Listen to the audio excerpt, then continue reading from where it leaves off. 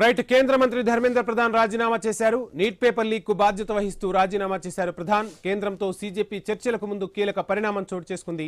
గత 10 రోజులుగా జరుగుతున్న పరిణామాలు తనను తీవ్రంగా కలిచివేశాయని ధర్మేంద్ర ప్రధాన్ తెలిపారు. తాను వ్యక్తిగత ప్రతిష్టకు పోవడం లేదని తెలిపారు. యువత ఆకాంక్షలను తాను గౌరవిస్తున్నా అని తేల్చి చెప్పారు. కొన్ని రోజులుగా ఢిల్లీలో సీజేపీ ఆందోళన చేస్తోంది. నీట్ లీక్ కు కేంద్ర విద్యాశాఖ మంత్రి ధర్మేంద్ర ప్రధాన్ బాధ్యత వహించాలని డిమాండ్ చేసింది. ధర్మేంద్ర ప్రధాన్ రాజీనామాకు పట్టుబట్టింది.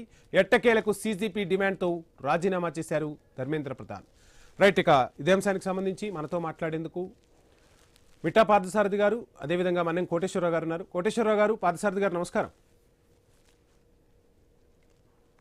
Yeah right. మిఠా నర్సయ్య గౌడ్ గారు నమస్కారం.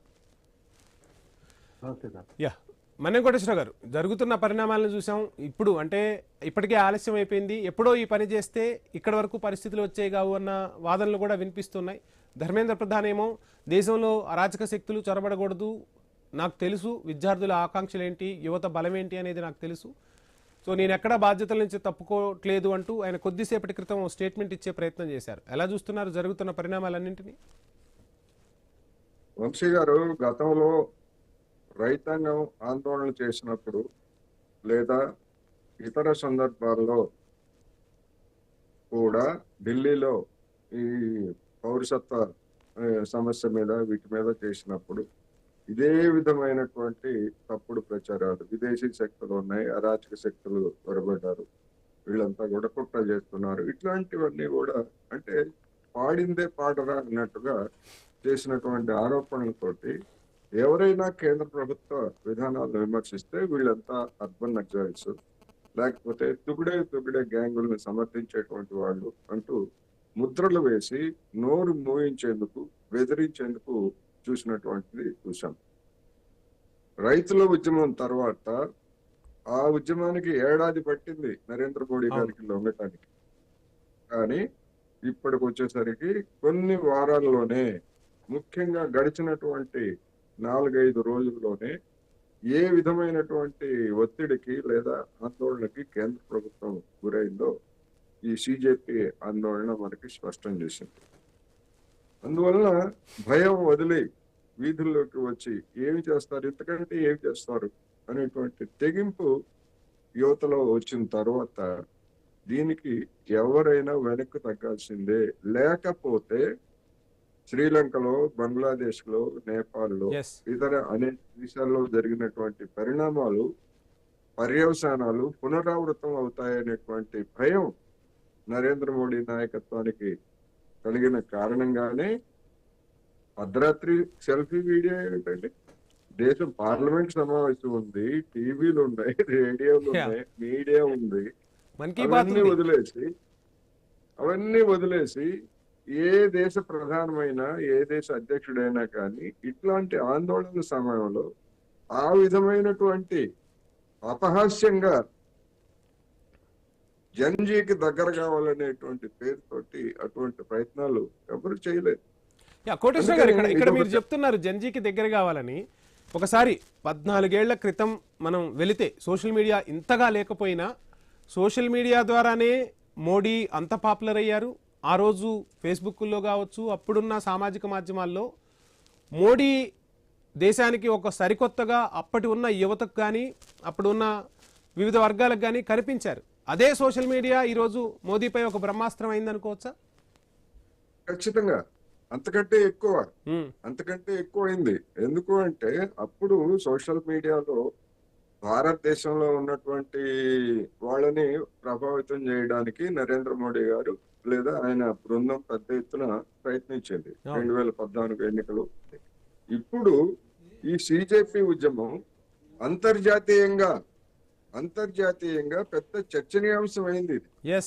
ఇది ఒక దేశంలోనే కాదు, అంతర్జాతీయంగా గత 4-5 రోజులుగా జరుగుతున్నటువంటి పరిణామాల మీద అంతర్జాతీయ మీడియా స్పందించినటువంటి తీరు లేదా ఇవన్నీ కూడా చూసినప్పుడు ఏంటంటే దానికంటే కొన్ని రెట్లు ఎక్కువ.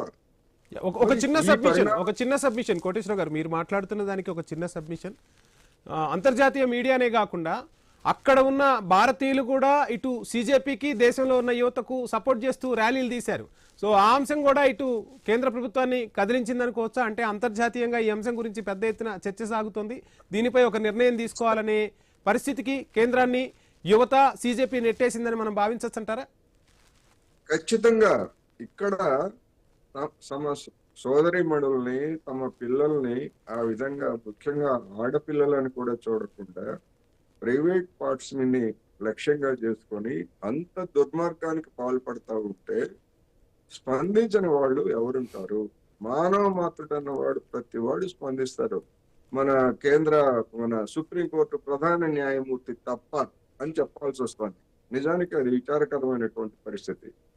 ఆయన దగ్గరికి ఇట్లా చేశారు అని చెప్పేసి ఒక లాయరు ఆయన దృష్టికి తీసుకెళ్తే, లేదు నాకు చూడడానికి టైం లేదు, దాన్ని మళ్ళీ సమర్థించుకుంటూ నిన్న ఆయన ప్రాపర్ ఛానల్లో రాలేదు, ఫిర్యాదుతో రాలేదు అని చెప్పేసి మళ్ళీ సమర్థించుకోవడం, ఇవన్నీ చూస్తే అంటే ఉన్నత స్థానాల్లో ఉన్నటువంటి వాళ్ళు వాళ్ళ స్పందన ఏ విధంగా ఉంది? Right sir. కోటేశ్వర గారు, దేశపతి శ్రీనివాస్ గారు ఉన్నారు ఇదే అంశానికి సంబంధించి మనతో మాట్లాడేందుకు. శ్రీనివాస్ గారు నమస్కారం. నమస్కారం అండి. సో ఎలా చూస్తున్నారు మొత్తంగా యువత విజయం ఇది అనేది సుస్పష్టం అవుతూ ఉంది. దేశంలో అనేక సమస్యలు ఉన్నాయి. ఆ సమస్యలపై యువత గళమెత్తితే ప్రభుత్వాలు దిగిరాక తప్పదు అనే దానికి ఇది ఒక నిదర్శనం. అండ్ ఇక్కడ యువత ఒకవైపు విజయం సాధించింది అండ్ అటు సిజేపీపై ఇంకా బాధ్యత పెరిగింది ఇప్పుడు. సో ఎలా ఉండబోతుంది ఫ్యూచర్? అండ్ ఈ అంశానికి సంబంధించి మీరు ఏం చెప్పదలుచుకుంటున్నారు ఈ విజయానికి సంబంధించి? ఇది అథారిటేరియన్ శక్తుల మీద ప్రజాస్వామిక ఆలోచనలు కలిగినటువంటి యువతరం సాధించినటువంటి విజయం అండి. ఇది ఒక ఐడియాలజికల్ ఫ్రేమ్ లో జరిగిన ఉద్యమం కూడా కాదు. ఇది సుపరిపాలనను డిమాండ్ చేస్తూ, జవాబుదారీతనాన్ని డిమాండ్ చేస్తూ, ప్రజాస్వామిక విలువల్ని డిమాండ్ చేస్తూ జరిగినటువంటి ఒక అసాధారణమైనటువంటి ఒక స్వచ్ఛంద సమరం. దీంట్లో ఏ రాజకీయ పార్టీల అనుబంధ సంఘాల విద్యార్థులు కాదు, యావత్ విద్యార్థి లోకం, యావత్ యువతరం కదిలింది. దానికి కారణం ఏమిటంటే బీజేపీ అనుసరిస్తూ వస్తున్నటువంటి విధానాల పట్ల పెరుగుతూ వస్తున్నటువంటి అసంతృప్తి. మేము మా నియంతృత్వ పోకడలు మేము సాగిస్తూ ఉంటాం, ఎవరు పట్టించుకోవట్లేదు అని పిల్లి కళ్ళు పూసుకొని పాలు తాగినట్టు ప్రవర్తిస్తే అది కాదు, ఎక్కడో ఒక చోట ట్రిగ్గర్ అవుతుంది, ఎక్కడో ఒక చోట ఒక విస్ఫోటనం మొదలవుతుంది అని చెప్పినటువంటి గుణపాఠం. ఇది ఒక్క బీజేపీగా గుణపాఠం అనుకోవట్లేదు నేను, ఇది సకల రాజకీయ పక్షాలకు గుణపాఠం. మీరు మీ మన్మాని పరిపాలన సాగిస్తే కుదరదు, ప్రజల మనోభావాలకు తగినట్టుగా పరిపాలించండి, ప్రజాస్వామిక విలువల ప్రాధాన్యతను గుర్తించండి. ఈ కొత్త తరం మీ నుంచి సుపరిపాలనను డిమాండ్ చేస్తోంది. మీరు ఏదేదో రకరకాల భావజాలాల మాటున వీటిని తొక్కి పట్టేస్తామని అనుకుంటే కుదరదు అని చెప్పి సుపరిపాలనను డిమాండ్ చేస్తూ, జవాబుదారీతనాన్ని డిమాండ్ చేస్తూ యువత అందించినటువంటి ఒక అద్భుతమైనటువంటి సందేశం అండి. శ్రీనివాస్ గారు, మీరు చెప్తున్న అంశాలు నిజంగా భారతదేశంలో యువత అంటే ఏదో చదువుకోవటం, వాళ్ళ పని వాళ్ళు చేసుకోవటం, ఏదో 2 సినిమాలు చూడటం కాదు. దేశ రాజకీయాల్లో ఏం జరుగుతుంది, రేపు దేశ భవిష్యత్తు ఏంటి, అవసరమైనప్పుడు మా గళం వినిపిస్తాం, పోరాటం చేస్తాం వీధుల్లోకి. అంటే నిన్నటి వరకు సోషల్ మీడియా వేదికగా కమెంట్స్ చేసిన ఏ యువత అయితే ఉందో ఆ యువత బయటకొచ్చి మొత్తం రాజకీయ వ్యవస్థనే ప్రశ్నించింది. కొన్ని అంశాలు ఇక్కడున్న గెస్ట్లతో పాటు టీవీ చూస్తున్న ప్రేక్షకులకు కూడా ఐ న్యూస్ చెప్పే ప్రయత్నం చేస్తుంది. అందులో భాగంగా ఒక యువత మీ పిల్లలనైతే ఇలా కొడతారా అంటూ సూటిగా ప్రశ్నించింది. అంటే ప్రశ్నించటంలో ఎంత స్పష్టత ఉందో యువతకు మనకు అక్కడ అర్థమవుతుంది. మరొక యువతి, నాకు ఓటు హక్కు ఉంటే నేను ఇక్కడ ఓటు వేయడానికి ఏ రాజకీయ పార్టీకి అర్హత లేదంటూ కూడా ఆ యువతి ప్రశ్నించింది. ఈ ప్రశ్నలన్నీ కూడా మీరు అన్నట్టుగా రాజకీయ పార్టీలనే కాదు, సమాజంలో ఉన్న మేధావులను, రాజకీయ పార్టీలను, దేశాన్నే, ప్రజాస్వామ్యాన్నే ప్రశ్నిస్తున్నాయి. సో ఏంటి ప్రజాస్వామ్యంలో ఏ విధమైన మార్పులు రాబోతున్నాయి అనుకోవచ్చు యువతతో? ఇది భ్రష్టు పట్టిన రాజకీయాల మీద చేసినటువంటి తిరుగుబాటు అండి. మీరు ఇష్టం ఉన్నట్టుగా ఎంపీలను కొనడం, ఎమ్మెల్యేలను కొనడం, ఇది ఏ ఒక్క పార్టీ గురించి చెప్పట్లేదండి, అన్ని పార్టీలకు సంబంధించి చెప్తున్నాను. ఇది ఇష్టం వచ్చినట్టుగా ఎంపీలను కొనడం, చీల్చటము, చెయ్యటము, ఇవన్నీ ఏదైతే ఇష్టం వచ్చినట్టు చేస్తూ వస్తున్నారో వీటిని ఎవరు గమనించట్లేదు అని అనుకోకండి. మీరు తప్పు జరిగినప్పుడు తప్పును ఒప్పుకోండి, బాధ్యత వహించండి. బాధ్యత వహించి తప్పు సరిదిద్దుకోవడానికి మీ కన్సర్న్ వ్యక్తం కావాలండి. యువత పట్ల లేదా సమాజంలో ఒక బాధ్యతాయుతమైనటువంటి ప్రవర్తన గురించిన ఒక మీ కన్సర్న్ ఏమిటి అనేది చూస్తున్నారు. మీలో కన్సర్న్ ఉన్నదా లేదా అని, మేము చేసిందే రాజ్యం, మేము అనుకున్నదే రాజ్యం, మేము మీడియాను మేనేజ్ చేస్తాం, మేము ప్రజల ఆలోచనల్ని మేనేజ్ చేస్తాం, మేము కాన్సెంట్ మ్యానుఫ్యాక్చరింగ్ చేస్తాం అనే ఈ విపరీత ధోరణులు ఇవి ఎక్కువ కాలం నడవవు. ప్రజలు చాలా నిశ్చితంగా గమనిస్తున్నారు. ఇది డిజిటల్ మీడియా యుగం. ప్రజలకు ఇన్ఫర్మేషన్ అందుతున్నది, వాళ్ళు ఎనాలిసిస్ చేసుకుంటున్నారు, అన్ని పక్షాల వైపు నుంచి, అన్ని వైపుల నుంచి వాళ్ళు ఆలోచనలు వింటున్నారు. కనుక ఇప్పుడు సుదీర్ఘకాల ఉద్యమాలు ఉంటాయా అన్నది వేరే ప్రశ్న కావచ్చు. కానీ ఎప్పటికప్పుడు ఇష్యూ బేస్డ్ గా పిల్లలు తిరగబడతారు, సమాజం తిరగబడుతుంది అనే విషయాన్ని గుర్తు పెట్టుకొని ఒళ్ళు దగ్గర పెట్టుకొని పరిపాలించండి అని చెప్తుంది యువత. శ్రీనివాస్ గారు, ఇంకొక అంశం మనం చూస్తే దగ్గరగా 77వ రోజు 78వ రోజు కొంచెం కరెక్షన్ ఉండుండొచ్చు ఖచ్చితంగా నీట్ పేపర్ లీకేజ్ దగ్గర నుంచి ఇప్పటి వరకు. ఎందుకని ధర్మేంద్ర ప్రధాన్కు ఇంత సమయం ఎందుకు పట్టింది? అప్పుడే రాజీనామా చేసి ఉంటే ఈ పరిస్థితులు ఉండేవి కావు. అంటే మీరు చెప్తున్నట్టుగా మేమేం చేసినా చెల్లిపోతుంది, మేము చెప్పిన మాట వింటారు అనుకుంటే ఈరోజు ఈ పరిస్థితి వచ్చింది. ఇది భారతీయ జనతా పార్టీకే కాదు, అన్ని పార్టీలకు, రాష్ట్రాల్లో ఉన్న పాలనలో ఉన్న వాళ్ళకు కూడా ఒక గుణపాఠంగా మనం భావించవచ్చు అంటారా? డెఫినెట్లీ అండి, నేను అదే చెప్తున్నాను కదా. ఇది అందరూ ఉలిక్కి పడాల్సిన సందర్భం, అందరూ ఆత్మ పరిశీలన చేసుకోవాల్సినటువంటి సందర్భం. వీళ్ళు వాళ్ళు అని కాదండి, ప్రతి రాజకీయ పార్టీ ఆత్మవిమర్శ చేసుకోవాల్సిందే. పొరపాటు దొరలదని కాదండి, పొరపాట్లు దొరుకుతాయి. పెద్ద ప్రభుత్వ వ్యవస్థలో ఎక్కడో ఒక చోట తప్పు జరుగుతుంది, కానీ దానికి బాధ్యత వహించండి, ఆ తప్పును ఒప్పుకోండి, మీ కన్సర్న్ ప్రదర్శించండి. మీరు కన్సర్న్ ప్రదర్శించకుండా దాన్ని మేము మాయ చేస్తాం, మత్పరిస్తాం, దాన్ని తెలియకుండా చేస్తాం, మా చేతుల్లో మీడియా ఉంటే దాని ద్వారా మేము అనుకున్న ఆలోచనల్ని ప్రసారం చేస్తాం, ప్రజల ఆలోచనల్ని కట్టడి చేస్తాం అనేటువంటి నియంతృత్వ పోకడలకు పోకండి. సమాజాన్ని యొక్క ఆలోచనలను గ్రహిస్తూ పరిపాలించండి తప్ప సమాజం ఆలోచనల్ని మేమే డిక్టేట్ చేస్తామని అహంకారానికి గురి కాకండి అని ఈ రాజకీయ వ్యవస్థకి ప్రజలు తెలియజేస్తున్నారు.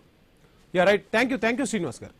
రైట్, నరసయ్య గౌడ్ గారు, మనం మాట్లాడుకుంటున్నాం కాసేపు రాజకీయ పార్టీలన్నింటినీ పక్కన పెడితే దేశ యువత ఏం కోరుకుంటుంది అంటే బాధ్యతను కోరుకుంటుంది, పాజిటివిటీని కోరుకుంటుంది, పొరపాట్లు జరగవని కాదు, జరిగిన పొరపాటుకు బాధ్యత తీసుకోవాలని చెప్పి యువత ప్రశ్నిస్తున్న పరిస్థితి కనిపిస్తుంది. ఎలా చూస్తున్నారు ఈ విజయాన్ని, ఏం చెప్తారు? ముందుగా మీకు ప్యానెల్లో ఉన్న పెద్దలకు, వ్యూవర్స్కు నమస్కారం. మోడీ దర్గయా, ఎందుకంటే భయపడి వణికిపోయి ఇవాళ రాజీనామా చేయాల్సిన పరిస్థితి వచ్చింది. ఇన్ని రోజులు కాపాడుకుంటూ వచ్చిండు, మేమేం తప్పు చేయలేదు, మేము రీ ఎగ్జామ్ పెట్టినామని బుకాయించుకుంటూ వచ్చినటువంటి మోడీ గవర్నమెంట్కు ఆ భయం అంటే ఏందో తెలిసి వచ్చింది. ఎందుకంటే కరెక్ట్ ఇష్యూలో కరెక్ట్ పర్సన్స్ దొరికిరు వాళ్ళకు. ఎందుకంటే దేశవ్యాప్తంగా 24 లక్షల కుటుంబాల నుంచి వచ్చినటువంటి విద్యార్థులు రాసిన ఎగ్జామ్ను లీక్ చేయడం ద్వారా వీళ్లకు పట్టుబడ్డది ఈ మోడీ గవర్నమెంట్. బుకాయిద్దాం అనుకున్నది, ఏదో సోషల్ మీడియాలో ఏదో చేద్దాం అనుకున్నది. కానీ నేను ఒక్క విషయం చెప్పదలుచుకున్నదంటే, మనము తీసిన గోతిలో మనమే పడతాము అంటే ఈ మోడీ గవర్నమెంట్ చూస్తే మనకు అర్థమవుతా ఉంది. ఏ రాముణ్ణి అడ్డం పెట్టుకొని ఇవాళ ఈ విజయాలు సాధించుకుంటూ వచ్చిండ్రో ఆ రాముని ఖజానాను కొల్లగొడితే, ఆ రాముడు చీఫ్ జస్టిస్ ద్వారా వచ్చి 2 పలుకులు పలికిస్తే ఇవాళ ప్రధానమంత్రి ఊగిపోయి రాలిపోయి ఇవాళ ఖచ్చితంగా వంగిపోయి లొంగిపోయింది. ఇవాళ ఇది నేను అనుకుంటున్నా ఈ రాజీనామా తొలి మెట్టు మాత్రమే. ఎందుకంటే ప్రజాస్వామ్యం గెలిచిందంటే మొదటి మెట్టులో గెలిచింది. మోదీ గవర్నమెంట్ దిగిపోతే ప్రజాస్వామ్యం పూర్తిగా గెలిచినట్టు. ఎందుకంటే వీళ్ళొక వర్షన్ క్రియేట్ చేసుకున్నారు. ఏంటంటే ఒక ఎమోషనల్ ఇష్యూస్ తీసుకెళ్లి ఈ యువతను నిద్రావస్థలోకి తీసుకెళ్దామన్న ఒక ఆలోచనతోటి గత 10-12 సంవత్సరాల చేసినటువంటి ప్రయోగం విఫలమైపోయింది. మేము ఏం చేసినా చెల్తుంది అనుకున్నారు. మేము రాముని చెప్పులు ఎత్తుకపోయినా చెల్తుంది అనుకున్నారు, ఆర్నమెంట్స్ ఎత్తుకపోయినా చెల్తుంది అనుకున్నారు. వాళ్ళు నమ్మిన దేవుడే వాళ్ళను శిక్షిస్తా ఉన్నాడు. ఇలా వాళ్ళకి ఎంత కళ్ళకి ఎక్కిపోయింది అధికారం అంటే, ఆంజనేయ స్వామిని వాళ్ళ రథం ముందట డ్యాన్స్ చేపించుకునే కాడికి వచ్చారు. కాబట్టి ఇవాళ ఖచ్చితంగా మోడీ గవర్నమెంట్ శిక్షించిండ్రు. అది యువత వాళ్ళ రూపంలో వచ్చిండ్రు. ఇవాళ ఈ యువత అనే దానికంటే రాముని ప్రతిరూపాలుగా వచ్చిండ్రు. ఈ రోజు వాళ్లకు ప్రతిపక్షాలు సహాయపడ్డాయి. ప్రపంచ వ్యాప్తంగా విద్యార్థులంతా తిరగబడ్డరు. మోడీ పర్దా ఫాష్ అయిపోయింది, ఆయన ముకోట వెళ్ళిపోయింది. ఇక మోడీని ఎవరు గౌరవించే పరిస్థితి లేదు. విదేశాలలో ఇజ్జత్ మొత్తం పోయింది.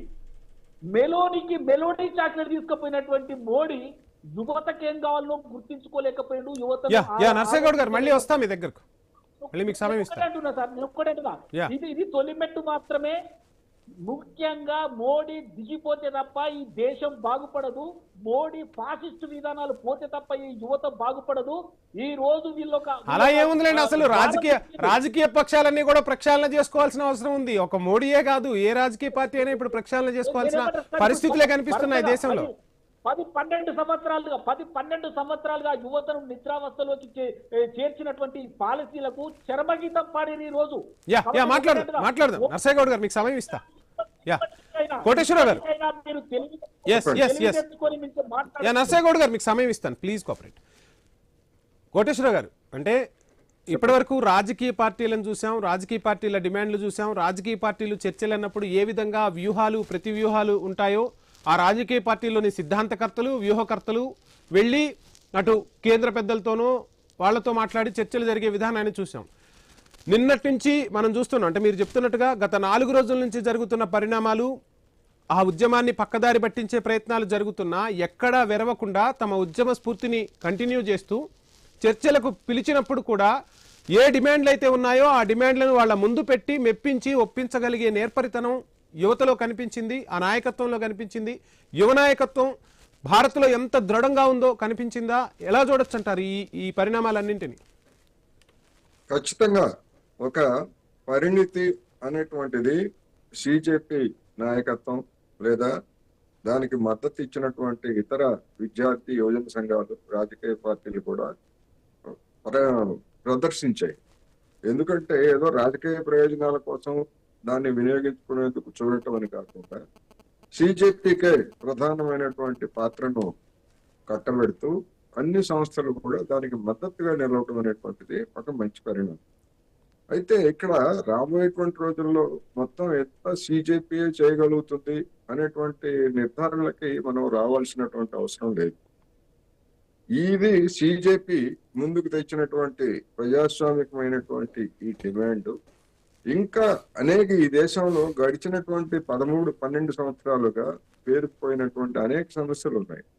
ఈ సిజెపి ఆందోళన జరుగుతున్నటువంటి సమయంలోనే పంజాబ్, హర్యానా, ఉత్తరప్రదేశ్ తదితర ప్రాంతాల నుంచి వేలాది మంది రైతులు ఢిల్లీకి చేరుకోవడం ప్రారంభించారు. ఎందుకు అంటే అమెరికా తోటి కుదుర్చుకోబోయేటువంటి వాణిజ్య ఒప్పందంలో భారత రైతాంగ ప్రయోజనాలు దెబ్బతింటాయి అనేటువంటి ఆందోళన గతం నుంచి వ్యక్తం చేస్తున్నారు. ఇప్పుడు మరింతగా ఇప్పుడు ఈ ఉద్యమం సాధించినటువంటి విజయంతో తదుపరి రాబోయేది మరొకసారి మళ్ళా రైతు ఉద్యమం లాగా కనిపిస్తోంది. ఎందుకు అంటే అమెరికా తోటి ఒప్పందం కోసం నరేంద్ర మోడీ సర్కారు తహతహలాడుతూ ఉంది. అది ఎంతగా పుష్ చేస్తే రైతాంగం అంతగా ప్రతిస్పందించేటువంటి అవకాశం ఉంటుంది. రైతాంగం యొక్క ఈ డిమాండ్ ని సిజెపి విస్మరించజాలదు. ఎందుకంటే ఇది ఒక సిజెపి అనేటువంటిది ఒక సమస్యకే పరిష్కారం అది పరిమితం అయ్యేటువంటిగా ఉండకూడదు అనేది నా అభిప్రాయం. అందువల్ల రాబోయే రోజుల్లో ఇతర అనేక సమస్యలను కూడా ఇతర సంస్థలతో ఇప్పుడు రైతాంగ ఉద్యమం సాగించారు. అది కూడా రాజకీయ పార్టీలతో కాదు కదా, కేవలం రైతు సంఘాల సమన్వయంతోనే అక్కడ సాగింది. అందుకని రాబోయేటువంటి రోజుల్లో పెండింగ్ లో ఉన్నటువంటి అపరిష్కృతంగా ఉన్నటువంటి సమస్యల మీద పెద్ద ఎత్తున జనం భయం లేకుండా వీధుల్లోకి వచ్చేందుకు ఈ ఉద్యమం అనేటువంటిది ఒక వేగు చుక్కలాగా పని చేస్తుంది అనేది ఈ సందర్భంగా నరేంద్ర మోడీ సర్కారు లేదా బీజేపీ గుణపాఠం తీసుకుపోయి, లేకపోయేట్లయితే మొరటుగా వ్యవహరిస్తే ముక్కు పగులుతుంది అనే సామెత తెలుసు మనకి. అందుకని ఆ విధమైనటువంటి గుణపాఠం తీసుకుంటుందా లేదా అనేటువంటిదే ఇవాళ ప్రధానమైనటువంటి సమస్య. కోటేశ్వర గారు, ఇంకొక అంశం చూద్దాం మనం. ఇప్పుడు సరే ఒక విజయం సాధించారు, దేశం మొత్తం కూడా ఇప్పుడు సిజెపి వైపు చూస్తుంది. పెద్ద పెద్ద రాజకీయ పార్టీలనే, రాజకీయంలో ఆరితేరిన వారినే ఇప్పుడు ఆ రాజకీయం వైపు చూడకుండా చేసిన పరిస్థితి దేశంలో కనిపిస్తుంది. మన అందరికీ కూడా తెలిసిన విషయమే. ఇప్పుడు సిజెపిలో కూడా వర్గాలుగా విడిపోయే పరిస్థితో లేదంటే వాళ్లను చీల్చే కుట్రలో ఈ రాజకీయ కురుక్షేత్రంలో జరగవంటారా? ఖచ్చితంగా చేస్తారు, ఖచ్చితంగా చేస్తారు. కానీ ఇక్కడ మనం గమనించాల్సింది ఏమిటంటే, ఒక యువజన ఉద్యమమే అన్ని సమస్యల్ని పరిష్కరిస్తుంది అనేటువంటి మరొక ఎక్స్టెంట్ కూడా మనం వెళ్లాల్సినటువంటి పని లేదు. యువజన ఉద్యమం అయినా, రైతాంగ ఉద్యమం అయినా, లేకపోతే కార్మిక ఉద్యమాలైనా కానీ వాళ్ళ యొక్క ప్రధానమైనటువంటి సమస్యల మీద కేంద్రీకరిస్తాయి, అందులో ఎలాంటి సందేహం లేదు. కానీ వీటన్నింటినీ అన్ని తరగతుల సామాజిక శక్తులు, అన్ని తరగతులని సమన్వయం చేసుకోవడం అనేటువంటిది ముఖ్యమైనటువంటి అంశం. అలా కాకపోయేట్లయితే, లేదు మేము మేము మిగతా అంశాలను మేము పట్టించుకోము, రైతులను పట్టించుకోము, కార్మికులను పట్టించుకోము, లేదా అసంఘటిత రంగ కార్మికులను పట్టించుకోము అనేటువంటి ఒక ఒంటెత్తు పోకడకి, అదే విధంగా రైతులు కూడా మాకు రైతు సమస్యలు బట్టే మిగతా ఏం పట్టవు, లేదా కార్మికులు మాకు కార్మికుల సమస్యలు తప్ప ఈ మిగతా ఏమి పట్టవు అనేటువంటి ఆ విధమైనటువంటి పాక్షిక దానికి కనుక వెళ్ళేట్లయితే విభజించి పాలించు అనేటువంటి సూత్రాన్ని ఈ దేశంలో ఉన్నటువంటి అధికారంలో ఉన్నటువంటి పార్టీలు ముందుగా అటువంటివి చేస్తాయి. అందుకని ఆ విధంగా కాకుండా సమన్వయం, ఎక్కడ న్యాయం ఉంటే ఆ న్యాయాన్ని సిజేపీ కావచ్చు, రైతు సంఘాలు కావచ్చు, సంస్థలు కావచ్చు, పార్టీలు కావచ్చు, ఇవన్నీ కూడా సమన్వయంతో చేసుకోవాల్సినటువంటి అనుభవాన్ని కూడా ఈ ఉద్యమం ముందుకు తీసుకొచ్చింది. అలా జరుగుతుందా లేదా అనేటువంటిది మనం ఇప్పటికిప్పుడు చెప్పలేము. కానీ అట్లా జరిగితేనే ఫలితం ఉంటది. కేంద్ర ప్రభుత్వం కానీ రాష్ట్ర ప్రభుత్వాలు కానీ, ఇంతకుముందు దేశపాల్ శ్రీనివాస్ గారు చెప్పారు, ఆయన వాళ్ళ పార్టీ పేరు చెప్పుకోలేదు తప్ప బీఆర్ఎస్ పార్టీ అయినా, బీజేపీ అయినా, కాంగ్రెస్ అయినా, తెలుగుదేశం పార్టీ అయినా, వీళ్ళందరికీ ఇటువంటి ఒక విధంగా చెప్పాలంటే ఒక జలక్ ఉలిక్కి పడే విధంగా యువత సమస్యలను నిర్లక్ష్యం చేస్తే ఏ విధమైనటువంటి స్పందన వస్తుందో ఉలిక్కి పడే విధంగా ఈ ఉద్యమం చేసింది అనేది స్పష్టం. అదే దేశపాల్ శ్రీనివాస్ గారి మాటల్లో కూడా మనకి ధ్వనించింది. నరసయ్య గౌడ్ గారు, ఎప్పటికప్పుడు అంటే తరం మారుతుంటుంది, యువతరం వస్తూ ఉంటుంది.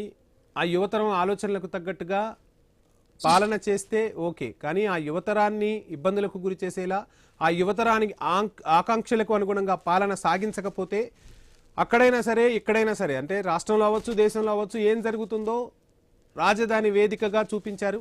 నిన్న మొన్నటి వరకు ఈ ఉద్యమం గురించి రకరకాల అంశాలు తెరపైకి వచ్చాయి. సో వాళ్ళల్లో అసలు విద్యార్థులే లేరు, వాళ్ళందరూ ఎక్కడి నుంచి వచ్చారో, విదేశీ శక్తులు, సంఘ విద్రోహ శక్తులు, రకరకాల అంశాలు తెరపైకి వచ్చాయి. కానీ వాటన్నింటినీ కూడా బద్దలు చేస్తూ, కుట్రలన్నింటినీ బద్దలు చేస్తూ, మాకు ఏం కావాలి, మేము ఎందుకోసం పోరాటం చేశాం, మాకు ఏమిస్తే మేము ఈ ఉద్యమం ఆపేస్తామనేది ఒక క్లియర్గా చెప్పిన పరిస్థితి కనిపించింది. సో ధర్మేంద్ర ప్రధాన్ రాజీనామా చేయడంతోనే ఈ అంశాలన్నీ కనుమరుగవుతాయంటే అవ్వవు.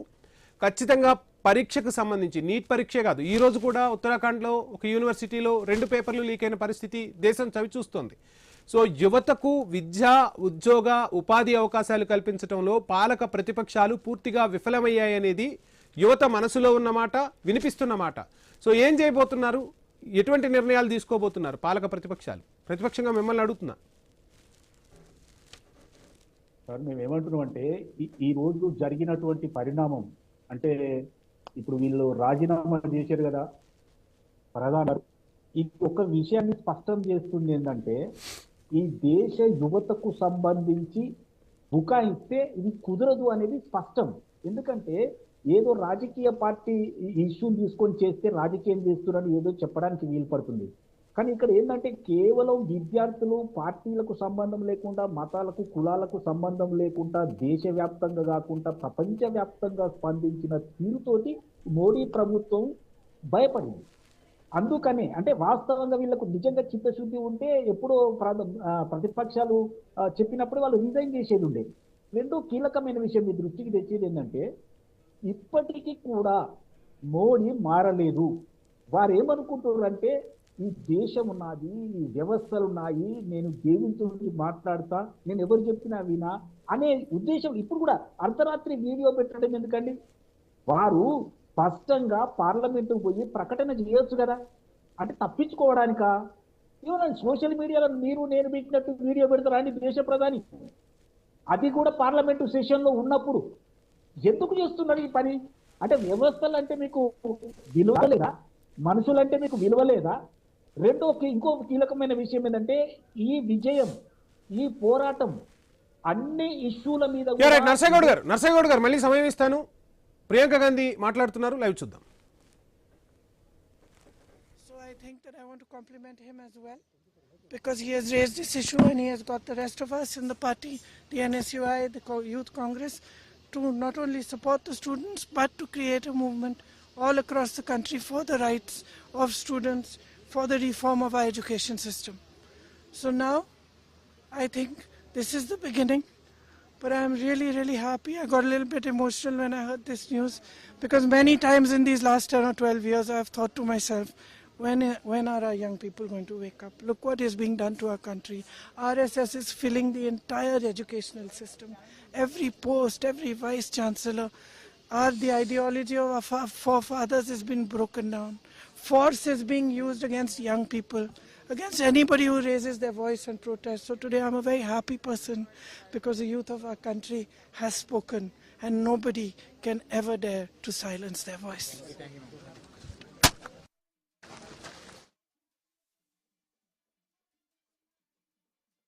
రైట్. మొత్తంగా ప్రియాంక గాంధీ కూడా స్పందించారు. దేశంలో విద్యా వ్యవస్థల్లోనూ విద్యలోనూ మార్పులు తీసుకురావాలి, సంస్కరణలు తీసుకురావాల్సిన అవసరం అయితే ఉంది. యువత పోరాడింది, ఆ పోరాటానికి ఇది విజయం.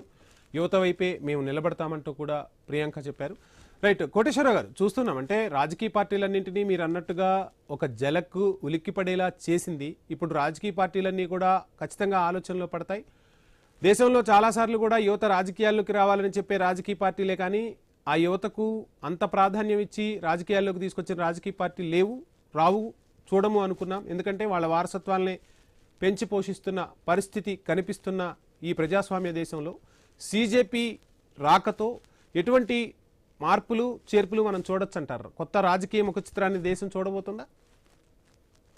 ఖచ్చితంగా పార్టీలు యువతకు ప్రాధాన్యత ఇవ్వలేదు అనేటువంటి విమర్శ ఒక పాక్షిక సత్యమే తప్ప పూర్తి సత్యం కాదు. ఎందుకు అంటే ఇటీవల కాలంలో, ముఖ్యంగా గడిచినటువంటి 2 దశాబ్దాల కాలంలో యువత తమ కెరీర్ మీద పెట్టినటువంటి దృష్టిని ఇతర సామాజిక అంశాల మీద పెట్టలేదు. కానీ ప్రపంచంలో వివిధ దేశాల్లో, అమెరికా, ఐరోపాతో సహా అనేక దేశాల్లో ఇటీవల కాలంలో జరుగుతున్నటువంటి పరిణామాలను చూసిన తర్వాత యువత ఆలోచనలో వచ్చినటువంటి మార్పుల్ని మనం స్పష్టంగా గమనించాలి. ఎక్కడో పాలస్తీనాలో ఇజ్రాయెల్ దారుణ దమనకాండ అమలు జరుపుతూ ఉంటే, అమెరికాలో లేదా ఐరోపాలో లక్షలాది మంది విద్యార్థులు వీధుల్లోకి వచ్చి ప్రదర్శనలు చేయటం అనేటువంటిది మామూలు విషయం కాదు. అందుకని విద్యార్థులు ఎప్పుడూ ఒకే విధంగా ఉంటారు, ఎప్పుడూ తమ యొక్క ఉద్యోగము లేకపోతే తమ పే చెక్లు, తమ కుటుంబాలు వాటినే చూసుకుంటారు అనేటువంటిది కూడా కరెక్ట్ కాదు. అందుకని ఇవాళ దేశంలో జరుగుతున్నటువంటి పరిణామాల పట్ల కూడా అదే విధమైనటువంటి స్పందించాల్సినటువంటి తరుణం వచ్చిందనేటువంటిది యువతలో కూడా గుర్తింపు వచ్చింది. అందుకని రాబోయేటువంటి రోజుల్లో అన్ని పార్టీలు కూడా తమ యొక్క ఆలోచనలు అట్లాంటివి ఏమన్నా ఉంటే, యువతను నిర్లక్ష్యం లేకపోతే ఇంకోటి అనుకుంటే వాటన్నిటికి కూడా పక్కన పెట్టి యువతకు ప్రాధాన్యత ఇస్తాయి. ఇక్కడ గమనించాల్సింది ఏమిటంటే ఈ ఉద్యమం కొన్ని సమస్యలను ముందుకు తీసుకొచ్చింది.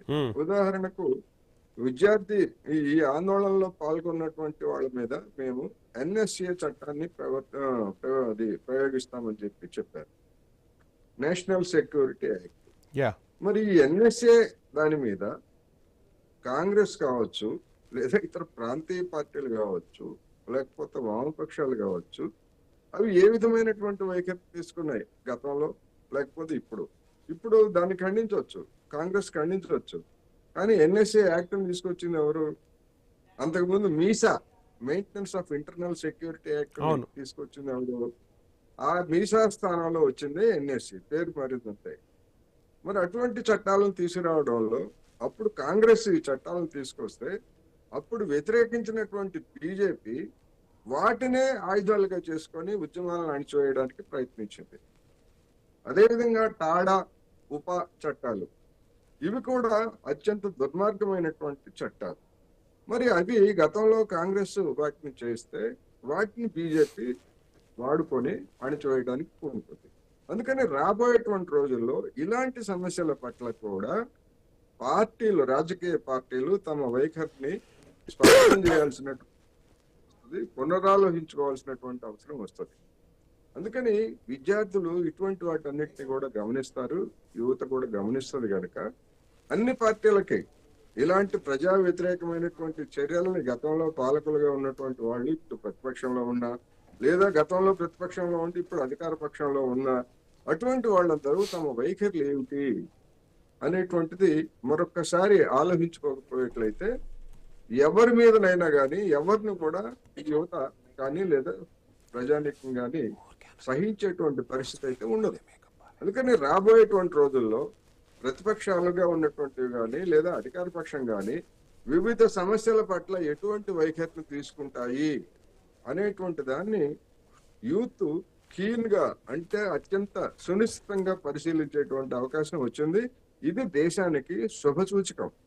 ఇటువంటిది ఎందుకంటే జనం పట్టించుకోవట్లేదు, ఏం జరిగినా పట్టించుకోవట్లేదు కనుక మనం ఇష్టం వచ్చినట్టు చేయొచ్చు, నల్లేరు మీద బండిలాగా మనం ఏం చేసినా చెల్లుతుంది అనేటువంటి వైఖరి అధికార పక్షాల్లో మనకి కనిపిస్తాం.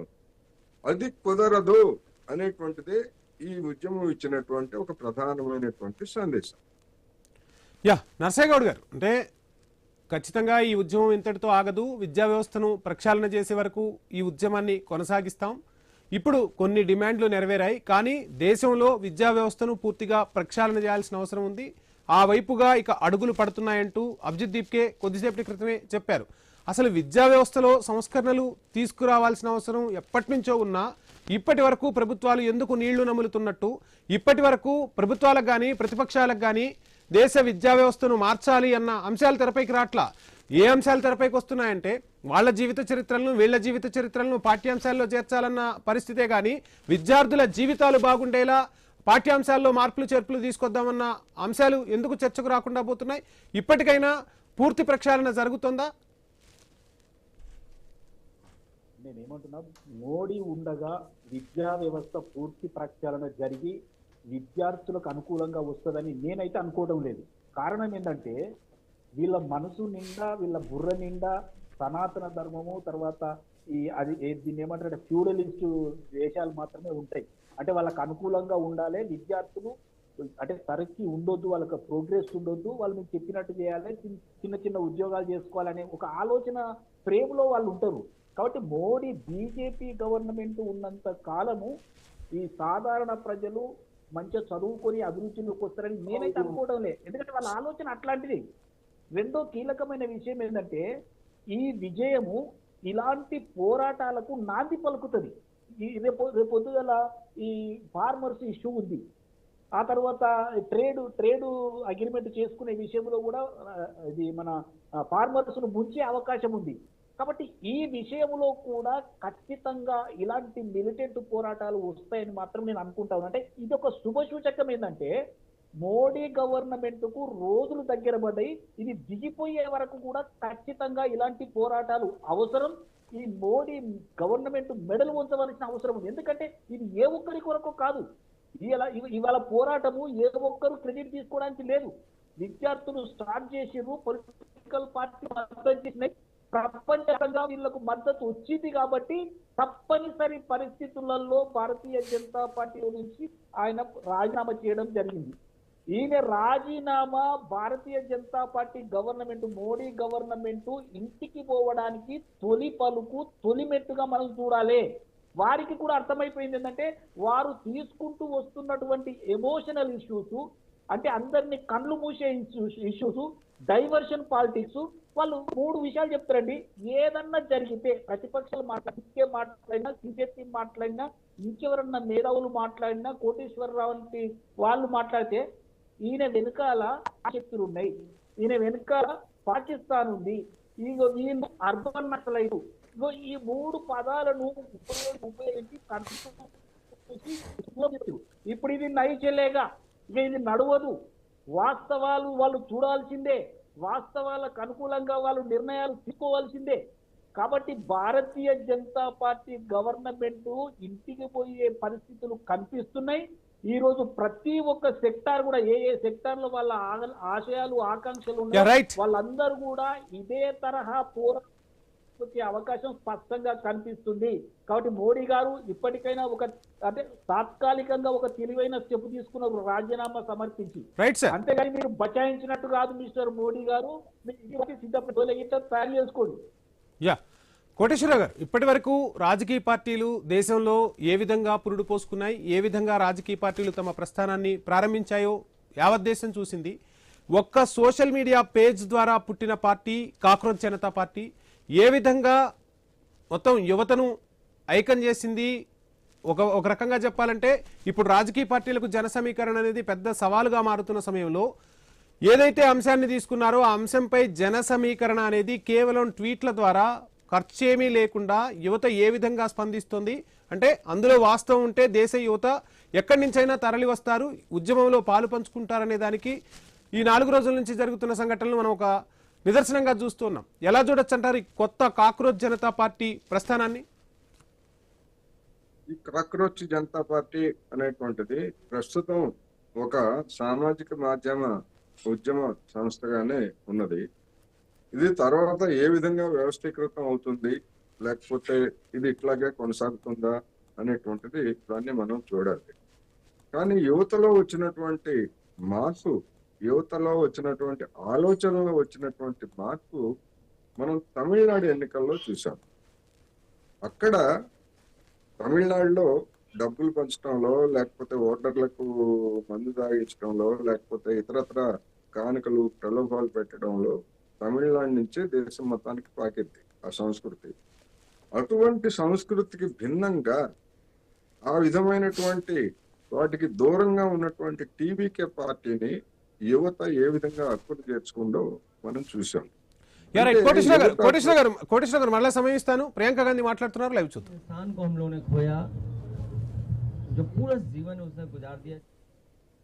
And nobody can ever dare to silence their voice. Yeah right, Koteswara గారు ప్లీజ్ కంటిన్యూ. యువతలో వచ్చినటువంటి ఒక మార్పు మనకి గడిచిన ఐదు రాష్ట్రాల ఎన్నికల్లో తమిళనాడులో మనకి స్పష్టమైంది. అవును, అంటే సాంప్రదాయక పార్టీలుగా ఉన్నటువంటివి వాళ్ళు పెట్టేటువంటి ప్రలోభాలని మేము ఇంకా వాటికి మేము లోను కాము అనేటువంటి సందేశాన్ని అక్కడ టీవీకే విజయ్ ఇచ్చారు. యువత కూడా అదే విధమైనటువంటి స్పందన వచ్చింది. అది ఒక మంచి లక్షణం. ఆ తర్వాత ఇప్పుడు ఈ ఉద్యమానికి వచ్చినటువంటి స్పందన, అందువల్ల రాబోయేటువంటి రోజుల్లో ఎన్నికల్లో మందు లేకపోతే డబ్బు ఇలాంటి ప్రలోభాలు, కుల మతాలు ప్రలోభాలు ఇటువంటి వాటన్నింటికి కూడా యువత స్పందించాల్సినటువంటి నెసెసిటీని తెలియజేస్తా ఉంది. అందుకని రాజకీయ పార్టీలు కూడా తమ ఎజెండాలని మార్చుకొని దీనికి అనుగుణంగా రంగంలోకి దిగితేనే ఆ విధంగా ఉండేటువంటి పార్టీలకి మనుగడ ఉంటది. లేకపోయేట్లయితే అవి కూడా పేరుకి దుకాణాలు ఉంటాయి, కానీ ఆ దుకాణాలకు వచ్చేటువంటి జనం కానీ లేకపోతే అటువంటి వాళ్ళు కూడా ఎవరు ఉండరు. అందుకని ఇది అన్ని పార్టీలకి ఒకసారి రీఎనర్జీ కావడానికి లేదా మళ్ళా తమ ఆలోచనల్ని పునఃసమీక్షించుకోవడానికి ఈ ఉద్యమం అనేటువంటిది తోడ్పడుతుంది. ఇది ఒక మంచి పరిణామంగానే దీన్ని మనం చూడాలి. రైట్, దేశంలో ఎన్నో రాజకీయ పార్టీలు ఉన్నాయి. ఎన్నో పార్టీలు ఢిల్లీ వేదికగా, జంతర్ మంతర్ వేదికగా ధర్నాలు నిర్వహించాయి. ఈ నీట్ పరీక్ష అంశం వివాదమైనప్పటి నుంచి కూడా సీజేపీ మొత్తం ఈ అంశాన్ని తన భుజాలపై వేసుకుంది. ఈరోజు విజయాన్ని కూడా సాధించిన పరిస్థితి. ఒక పార్టీగానే చూస్తే కొత్తగా పెట్టిన పార్టీ ఒక విజయం సాధించిందంటే ఖచ్చితంగా ఆ పార్టీకి ఒక ఊపు, ఉత్సాహం, దేశ రాజకీయాల్లో అటెన్షన్ అనేది ఉంటుంది. మీడియా దగ్గర నుంచి మొదలు పెడితే సమాజంలోని మేధావులందరూ కూడా ఆ పార్టీ ఏం చేయబోతుంది, నెక్స్ట్ స్టెప్స్ ఎలా ఉండబోతున్నాయి, తీసుకుంటున్న నిర్ణయాలు ఏ విధంగా ఉండబోతున్నాయి అనే చర్చ సాగుతూ ఉంటుంది. సో ఏంటి అంటే ఈ ప్రస్థానం ఇప్పుడు ఒక రాజకీయ పార్టీగా అవతరించబోతుంది అని అనుకోవచ్చా, లేదు ఇలా ఉద్యమ పార్టీగానే కొంతకాలం ఈ పార్టీ లీడ్ చేసే అవకాశం ఉంటుందా దేశంలోని సమస్యలపై? ఇప్పుడు ఈ ఉద్యమం స్పందించేటువంటి ఇతర అంశాల మీద ఏ విధంగా స్పందిస్తుంది? రైట్, కోటేశ్వర గారు ఇదే అంశంపై అఖిలేష్ యాదవ్ మాట్లాడుతున్నారు, లైవ్ చూద్దాం. ये फैसला पहले ही ले लिया जा सकता था और तब ले लेना चाहिए था, क्योंकि जब बच्चों की जान गई है कहीं और सरकार ने खुद स्वीकार किया था कि परीक्षा का पेपर लीक हुआ है। आपने अधिकारी बर्खास्त किए, आप मैनेजमेंट के लिए लगे रहे, हालांकि कैमरे के सामने आप बोलते थे, लेकिन ज़हन की ताकत को देख करके आपको अपना मोबाइल भी टेढ़ा करना पड़ गया, और मोबाइल टेढ़ा कर करके आपको अपनी भाषा, अपना व्यवहार, अपनी भाषण देना पड़ा, और एक बार नहीं 2 बार देना पड़ा, क्योंकि नई पीढ़ी के लोग रात में भी जगते हैं, तो रात में भाषण दिया। वैसे तो 8 बजे भाषण होता है अक्सर, इस बार तो रात के 12 बजे के लगभग भाषण हो रहे हैं। ये बड़ी जीत है नई पीढ़ी के लोगों की, और सरकार को ये बात समझ लेनी चाहिए कि परीक्षा को लेकर के, शिक्षा को लेकर के, और कौन सी शिक्षा, प्राइमरी एजुकेशन से लेकर के हायर एजुकेशन तक पर सरकार को बहुत गंभीरता से सोचना पड़ेगा।